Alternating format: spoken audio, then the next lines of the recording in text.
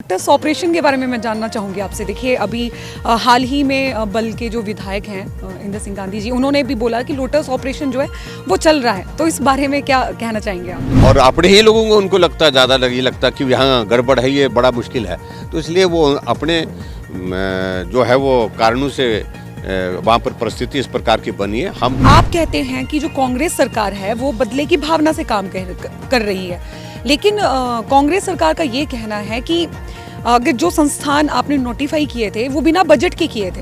यानी कि ऐसा एक जुनून चढ़ गया, ऐसा एक शौक चढ़ गया कांग्रेस पार्टी को सत्ता में आने के बाद कि इसको भी रद्द कर दो, उसको भी रद्द कर दो, कोई चीज देखी ही नहीं। से आरोप बजट का लगाया जा रहा है कि बिना बजट के किया गया है।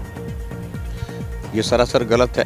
तो अभी पेपर लीक का मामला आया था, तो पूरा जो सिलेक्शन स्टाफ है वो मतलब भंग कर दिया गया, तो आपके हिसाब से क्या ये फैसला सही है? दोष स्वीकार करना पड़ेगा, उनकी ही सरकार के दौरान गलती रही है, कमी रह गई है, समय रहते सारी चीज को लेकर के जो करना चाहिए था वो नहीं किया गया। पेपर लीक थे वो बीजेपी सरकार के टाइम पे भी हुए हैं, लेकिन आपकी सरकार के द्वारा कोई भी कड़ा फैसला नहीं लिया गया उस समय पेपर लीक के मामले में। देखिए, जहां उनका यही अगर आरोप लगाते रहेंगे, दोष लगाते रहेंगे, वो समाधान नहीं है। तो इसके चलते कहीं ऐसा तो नहीं होगा कि मंडी को वनवास झेलना पड़े 5 साल का, और कैसे आप सुनिश्चित करेंगे कि मंडी जो है उसका विकास हो? देखिए, मंडी को वनवास झेलने की कोई जरूरत नहीं है। बीजेपी की हार का कारण क्या मानते हैं? ओपीएस मानते हैं आप, या फिर टिकट का गलत आवंटन हुआ है? नहीं, देखिए, इस सारी चीज को लेकर के मेरा ये कहना कि आपके ड्रीम प्रोजेक्ट की बात करते हैं और आपके बल एयरपोर्ट की, तो आपको क्या लगता है कि टेक ऑफ हो पाएगा आपका ये प्रोजेक्ट? देखिए, मेरा ये कहना है कि इस प्रोजेक्ट के लिए मैंने बहुत मेहनत की है। कोमाकी, बिजली से चलने वाली स्कूटी बाइक स्कूटर का एक विश्वसनीय नाम। खरीदने के लिए पधारें कोमाकी, सिद्ध योगी इंटरप्राइजेज, विस्को रिसोर्ट के पास, मंडी। नमस्कार दर्शकों, आप सभी का स्वागत है इस विशेष इंटरव्यू में। मैं आपको बताऊं कि मेरे साथ अभी खड़े हैं हिमाचल प्रदेश के पूर्व मुख्यमंत्री और नेता प्रतिपक्ष जयराम ठाकुर जी। सर, सबसे पहले आपको पोलस्टार हिमाचल की पूरी टीम की तरफ से नेता प्रतिपक्ष बनने के लिए हार्दिक शुभकामनाएं। Thank you please, thank you. और आफ्टर इलेक्शन सर, आप पहली बारी मंडी आए हैं और मंडी ने आपको बहुत अच्छी, मंडी की बात की जाए 10 में से 9 सीटों पर बीजेपी आई है, तो क्या कहना चाहेंगे आप इस बारे में? देखिए, मंडी वालों का मैं धन्यवाद करता हूँ हृदय से। उन्होंने बहुत जगह दी, मुझे प्यार दिया, स्नेह दिया, सहयोग दिया। और चुनाव से पहले तो ये कहा जा रहा था 5-6 सीटें, ऐसे कहा जा रहा था, लेकिन उन्होंने इस भावना को देखते हुए कि मंडी के सम्मान से जुड़ा वो विषय है और हम सबको इकट्ठा होकर के इस बार चीज़ को लेकर के सोचना चाहिए, और ये शायद ये भाव आया और जिसके कारण मंडी के लोगों ने बहुत बड़ा एक सहयोग दिया है, और उसके लिए मैं मंडी वालों का बहुत बहुत आभारी हूँ। सर, जैसे अभी हम सीट्स के बारे में बात कर रहे हैं कि 10 में से 9 सीटें जो हैं बीजेपी के खाते में हैं, और अभी हिमाचल प्रदेश में सरकार कांग्रेस की है, तो इसके चलते कहीं ऐसा तो नहीं होगा कि मंडी को वनवास झेलना पड़े 5 साल का, और कैसे आप सुनिश्चित करेंगे कि मंडी जो है उसका विकास हो? देखिए, मंडी को वनवास झेलने की कोई ज़रूरत नहीं है। मंडी के विकास के लिए मुझे पूरा भरोसा है कि मुख्यमंत्री मंडी को नज़रअंदाज नहीं करेंगे। अगर करेंगे तो वो बहुत कीमत चुकानी पड़ेगी इसकी, क्योंकि मंडी छोटा मोटा नहीं है, 10 विधानसभा क्षेत्र का ये जिला है, और ऐसे में मंडी को नज़रअंदाज करने का सवाल ही पैदा नहीं होता। और दूसरी बात ये है कि यहाँ की आवाज़, मंडी की आवाज़ हमेशा हम उठाते रहेंगे हर बात को लेकर के। जहां विपक्ष के नेता के नाते मुझे पूरे हिमाचल प्रदेश की आवाज़ को हिमाचल प्रदेश की विधानसभा के अंदर और बाहर उठाना है, तो वहां निश्चित रूप से मंडी की आवाज़ को प्रमुख रूप से इसलिए उठाएंगे क्योंकि मंडी की ओर से जब यहां जिस प्रकार का जनमत हमको मिला है, सहयोग मिला है, तो मेरा दायित्व तो बनता है, जिम्मेवारी बनती है, तो हर क्षेत्र के विकास के लिए मैं अपनी आवाज़ बुलंद करूँगा और नज़रअंदाज होने का सवाल ही पैदा नहीं है। सर, अगले सवाल पे आते हैं कि जैसे ही सरकार बनी कांग्रेस की, तो डिनोटिफिकेशन का एक दौर चल पड़ा। आप जितनी भी, बहुत सारे ऐसे संस्थान थे या एक्सटेंशंस मान लीजिए, प्रमोशंस हैं, वो सारी डिनोटिफाई कर दी गई। तो आप कहते हैं कि जो कांग्रेस सरकार है वो बदले की भावना से काम कर रही है, लेकिन कांग्रेस सरकार का ये कहना है कि अगर जो संस्थान आपने नोटिफाई किए थे वो बिना बजट के किए थे, वो ये आप पे आरोप लगाते हैं, तो क्या कहेंगे आप इस बारे में? 1972 की एक पुलिस चौकी सुंदरनगर की, उसको भी डिनोटिफाई कर दिया।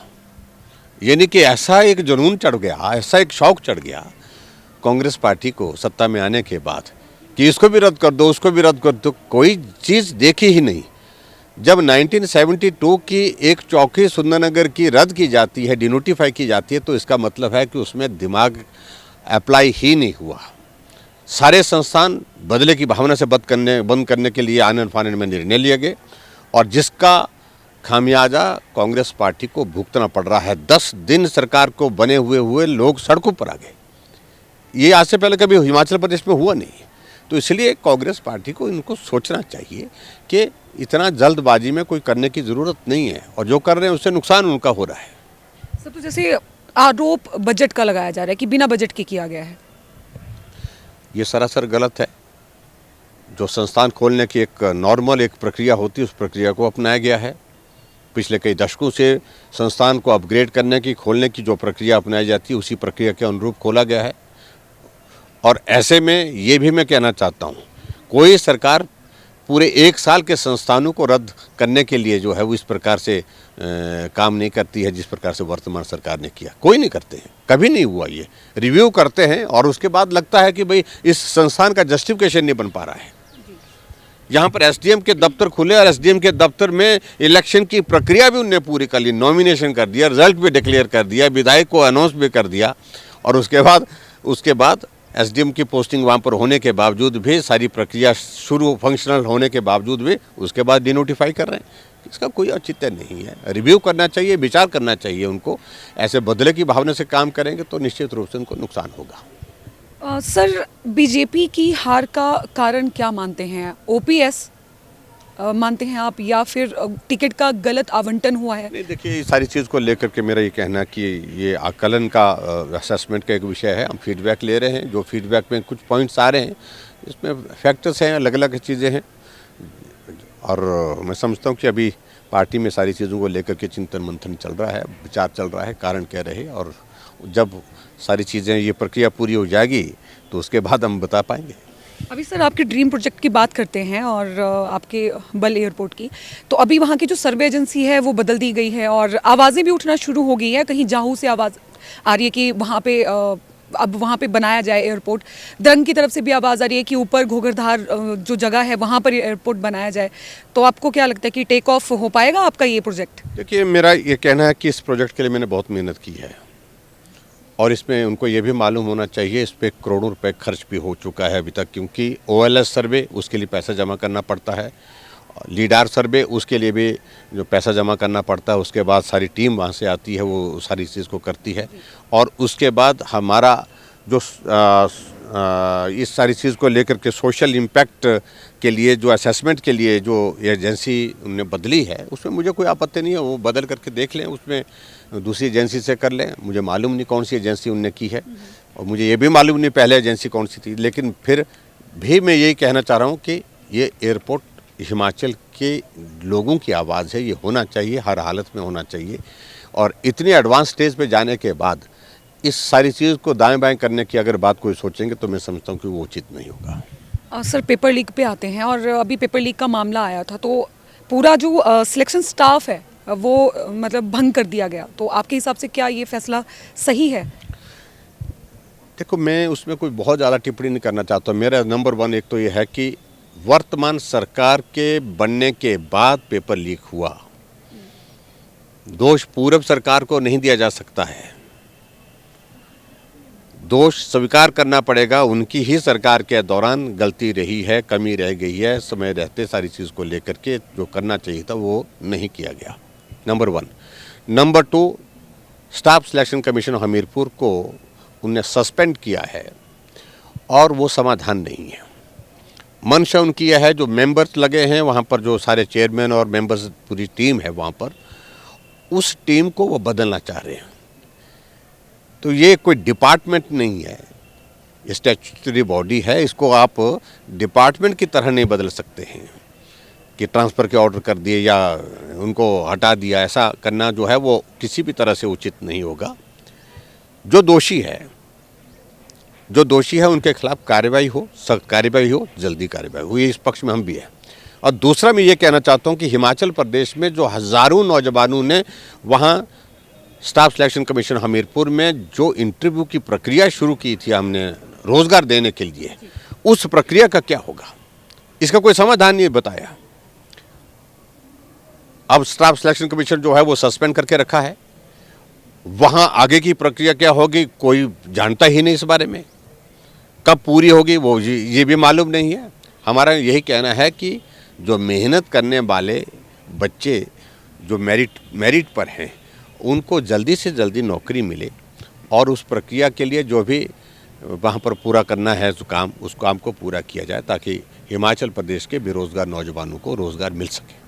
सर, कांग्रेस सरकार का ये कहना है कि जो पेपर लीक थे वो बीजेपी सरकार के टाइम पे भी हुए हैं, लेकिन आपकी सरकार के द्वारा कोई भी कड़ा फैसला नहीं लिया गया उस समय पेपर लीक के मामले में। देखिए, जहाँ उनका यही अगर आरोप लगाते रहेंगे, दोष लगाते रहेंगे, वो समाधान नहीं है। हमने कहा है कि जो लोग दोषी हैं उनके खिलाफ कार्रवाई करो। उनने पकड़ा है उनने तो कार्रवाई करो। अब ये भी मालूम होना चाहिए पेपर लीक जो बोल रहे हैं कि बीजेपी की सरकार के हैं, पीएमटी का पेपर लीक हिमाचल प्रदेश में हुआ। कांग्रेस ने वो पेपर रद्द नहीं किया, कोर्ट ने रद्द किया था। और उसके बाद पुलिस भर्ती का पेपर लीक हुआ था, कांग्रेस ने रद्द नहीं किया पेपर, जो है पेपर चलाया। उसके बाद उन लोगों के खिलाफ कार्रवाई हमारी सरकार ने 2017 में सरकार सत्ता में आने के बाद जो है हमने उनके खिलाफ जो है वो चार्जशीट पेश की। इसलिए कांग्रेस वालों को ये अधिकार ही नहीं नैतिक रूप से बात करने का। पुलिस भर्ती के लिए जिसका वो जिक्र कर रहे हैं, हमने तुरंत वो एग्ज़ाम कैंसिल किया, एसआईटी कॉन्स्टिट्यूट की, कार्रवाई की, गिरफ्तार किए लोग जेल की सलाखों के पीछे, कोई यूपी से, कोई बिहार से, कोई दिल्ली से, जहाँ जहाँ थे वो उन सब लोगों को उठाए और उसके बाद सीबीआई की जांच के लिए दिया। इतना हिम्मत अपनी सरकार में रह करके किसी इसकी निष्पक्ष जांच के लिए सबसे हाईएस्ट एजेंसी को हमने दिया, उसके बावजूद भी प्रश्न खड़ा करने की बात करने की कोशिश कर रहे हैं। किस मुंह से कर रहे हैं? हमने सीबीआई जांच के लिए कहा और सीबीआई जांच कर रही है उस सारे मामले को लेकर के। सत्य क्या है, जो दोषी है उनके खिलाफ कार्रवाई निश्चित रूप से होगी। सर, मेरा अब लास्ट प्रश्न है आपसे। लोटस ऑपरेशन के बारे में मैं जानना चाहूँगी आपसे। देखिए, अभी हाल ही में बल के जो विधायक हैं इंदर सिंह गांधी जी, उन्होंने भी बोला कि लोटस ऑपरेशन जो है वो चल रहा है, तो इस बारे में क्या कहना चाहेंगे आप? देखिए, मैं उसमें कुछ नहीं कहना चाहूँ, उनने अपनी बात कही है, लेकिन मेरा इतना ही कहना है कांग्रेस पार्टी में जो अंदर की लड़ाई है इससे सब लोगों को लगता है कि कुछ हो जाएगा यहाँ पर, और अपने ही लोगों को उनको लगता है ज़्यादा ये लगता है कि यहाँ गड़बड़ है, ये बड़ा मुश्किल है। तो इसलिए वो अपने जो है वो कारणों से वहाँ पर परिस्थिति इस प्रकार की बनी है। हम तो विपक्ष की भूमिका में हैं, बहुत आराम से हैं और आराम से उनको देख रहे हैं। और उसके बाद हाँ, जनहित की बात, जनहित के मुद्दे को लेकर के हम शांत और आराम नहीं करेंगे, हम लोगों के बीच में जाकर के बात करेंगे। बहुत बहुत धन्यवाद सर, हमें समय देने के लिए, और बहुत बहुत धन्यवाद आपका इस इंटरव्यू को देखने के लिए। फेसबुक पर पोल स्टार हिमाचल का पेज लाइक करें और यूट्यूब पर हमारा चैनल सब्सक्राइब करना ना भूलें।